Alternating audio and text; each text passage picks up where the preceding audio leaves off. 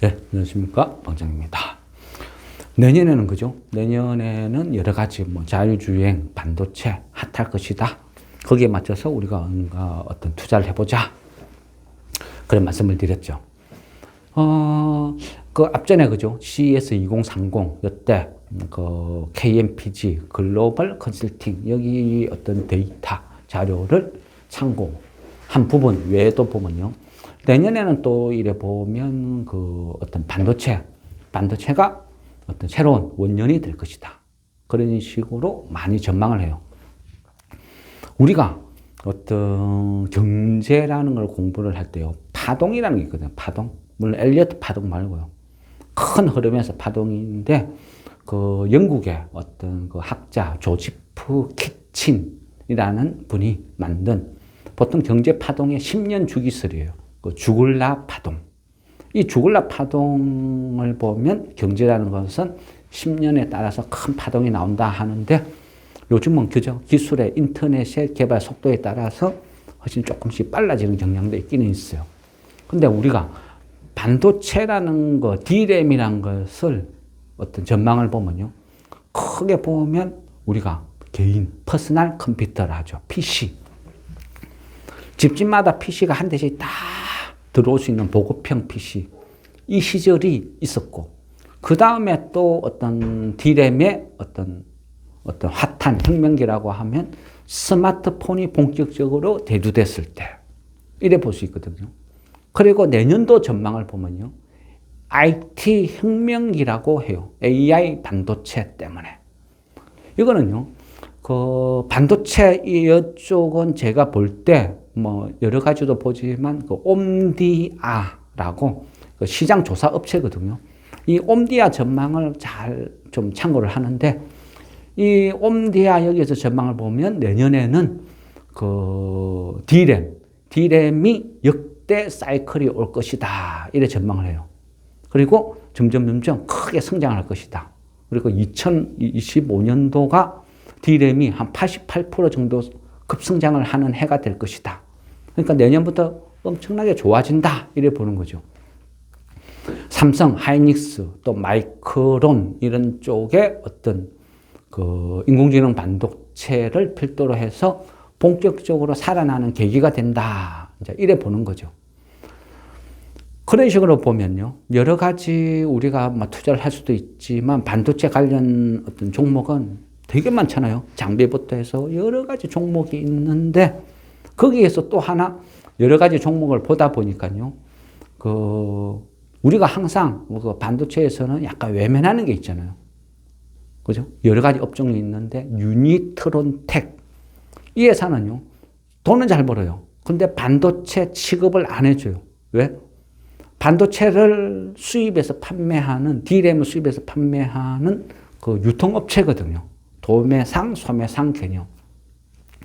그러다 보니까 돈은 되게 잘 벌어요.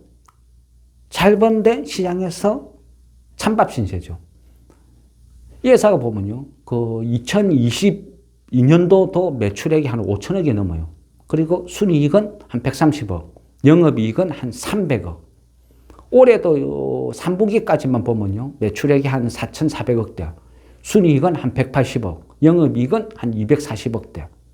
굉장히 그 돈을 잘 벌어요.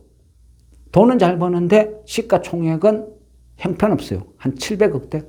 그만큼 대접을 못 받아요. 왜? 너는 반도체가 아니야.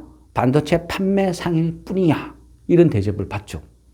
그러다 보니까 이 회사는 항상 좀 찬밥신세. 돈은 잘 버는데 찬밥신세. 시가총액 700억대.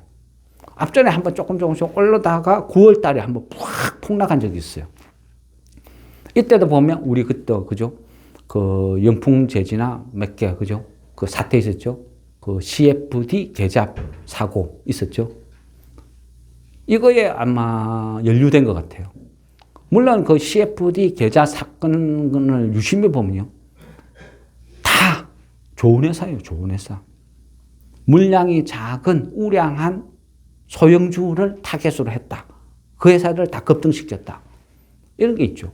근데 이 회사는 유니트론텍은 아마 타겟이 돼서 물량을 끌어모으다가 이게 갑자기 사고가 터지니까 왕창 손절을 하고 털고 나간 것 같아요. 그래서 그때 급락 한 것 같아요.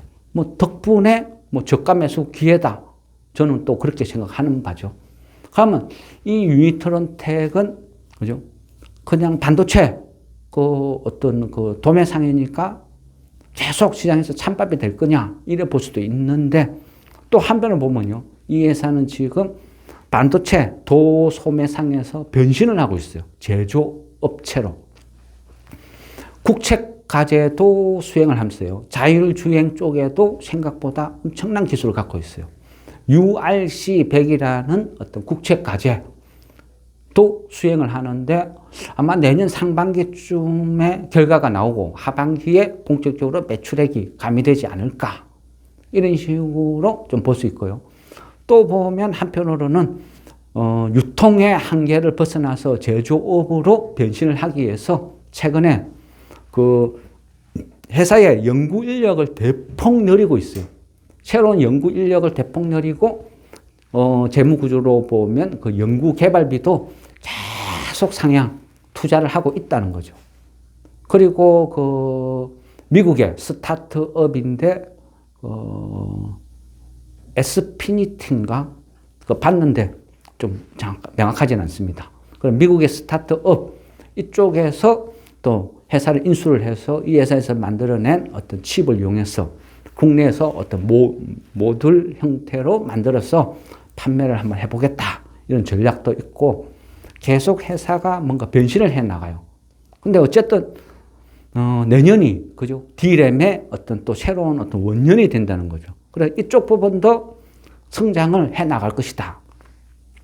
그러니까 기존의 캐시카우는 확실한 반면 또 회사가 또 새롭게 제조업체로서 변신을 하고 있는데 그 중심에 생각보다 자율주행 관련 기술을 많이 갖고 있다.